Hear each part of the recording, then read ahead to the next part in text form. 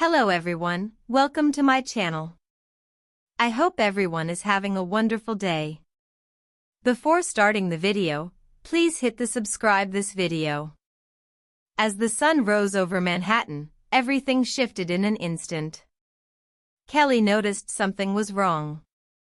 Mark, usually full of life and energy, was unusually quiet at breakfast.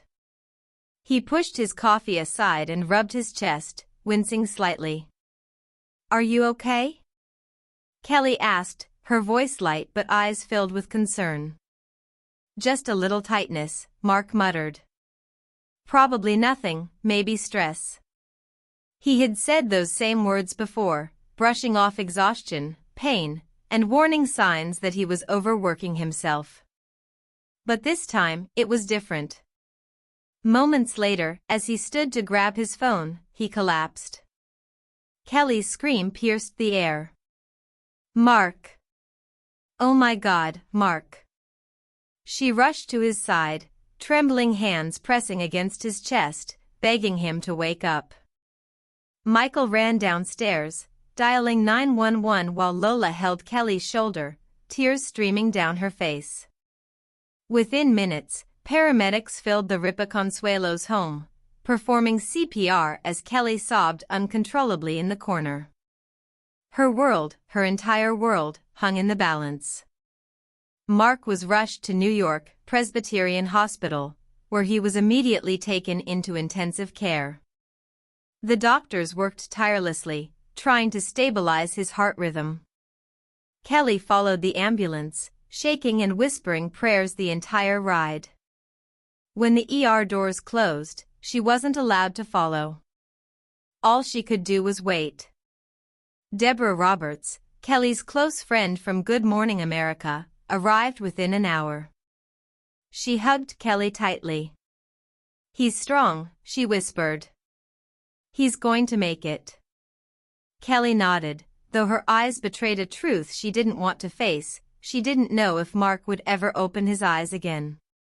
The doctors soon confirmed that Mark had suffered a major cardiac event, likely brought on by stress and exhaustion.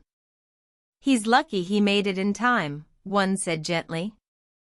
"But the next 48 hours are critical." Kelly clutched Mark's wedding ring in her palm, refusing to leave the hospital hallway.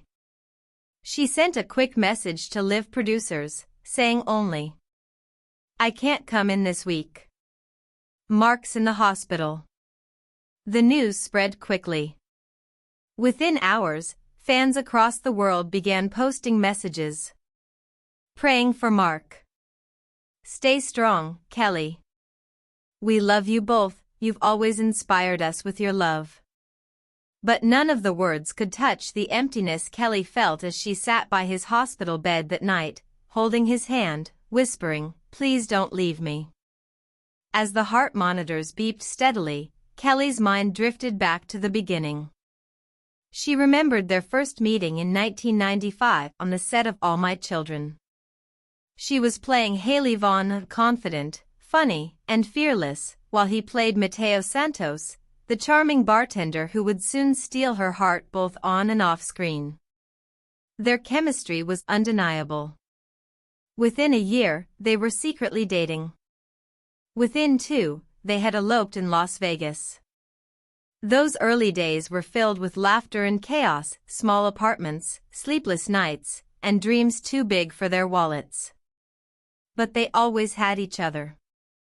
She remembered their vows, whispered beneath flickering chapel lights. "In sickness and in health, till death do us part." Now, those words echoed like a haunting prayer. Kelly leaned over his hospital bed, brushing a stray hair from his forehead.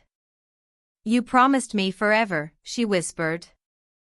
"Don't you dare break that promise." At home, their 3 children struggled in silence. Michael tried to be strong, stepping into the role of protector. He cooked for his siblings and updated family friends.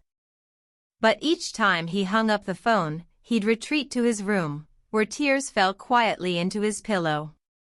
Lola, always the emotional heart of the family, broke down when she saw her father's photo on the news. Why are they saying he might not make it? She cried. He's my dad, he has to make it. And Joaquin, the youngest, just 21, called from college in tears. Mom, is Daddy going to die? Kelly's heart shattered.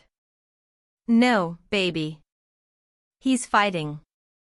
He's strong. But when she hung up, her hands trembled. She returned to Mark's side, whispering the same words over and over. You have to fight. For them. For us. 3 days later, exhaustion caught up to her. Kelly hadn't eaten. She hadn't slept. The weight of uncertainty was unbearable. When a nurse suggested she take a break, Kelly shook her head. What if he wakes up and I'm not here? That night, she broke.